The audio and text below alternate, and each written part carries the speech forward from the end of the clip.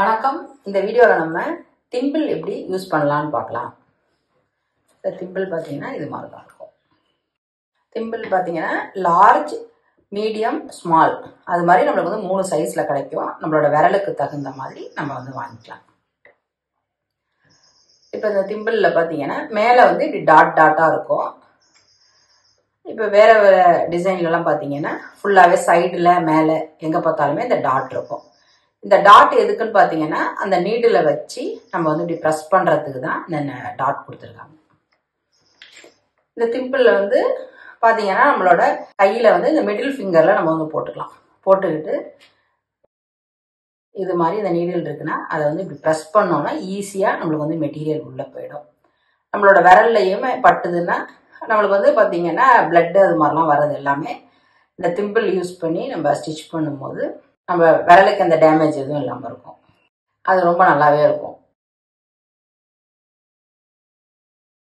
அதே மாதிரி நீங்கள் வந்து எந்த பக்கம் வந்து ஸ்டிச் பண்ண போறீங்களோ அதுக்கு தகுந்த மாதிரி இந்த திம்பிளை போட்டுக்கலாம்.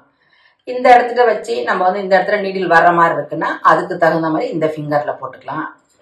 இந்த ஃபிங்கர்கிட்ட வரும் நம்மளுக்கு நீடில்ன்ற மாதிரினா இந்த ஃபிங்கரில் போட்டுக்கலாம்.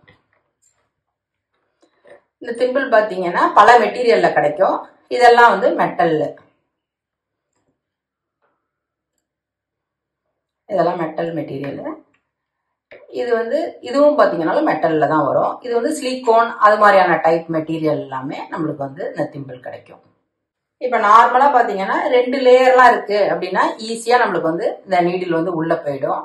இதே திக் மெட்டீரியல், ஜீன்ஸ் மெட்டீரியல், இப்போ வந்து நம்ம குல்ட்டெல்லாம் வந்து ஸ்டிச் பண்ண போகிறோம்னு பார்த்தீங்கன்னா ரொம்ப திக்காக இருக்கும். அதுக்கெல்லாம் பார்த்தீங்கன்னா நம்ம வச்சு இப்படி ப்ரெஸ் பண்ணுறதுக்கு ரொம்ப கஷ்டமாக இருக்கும் நம்ம கையால் ப்ரெஸ் பண்ணும்போது. இப்போ இது மாதிரி நம்ம வச்சு ஈஸியாக வந்து ப்ரெஸ் பண்ணிக்கலாம். இப்படி இருக்குன்னா இது மாதிரி நம்ம வந்து ஈஸியாக தள்ளி விடும்போது பார்த்தீங்கன்னா ரொம்ப ஈஸியாகவே உள்ள போயிடும்.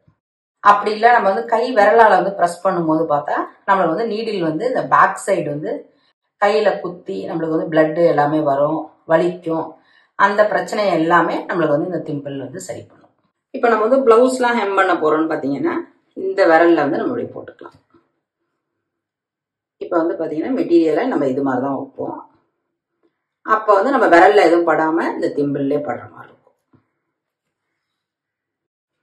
நம்ம எல்லாமே ஸ்டிச் பண்ணிலாம் முடிச்சுட்டு இது மாதிரி ஒரு பாக்ஸில் போட்டு சேஃபாக நம்ம வந்து வச்சுக்கலாம்.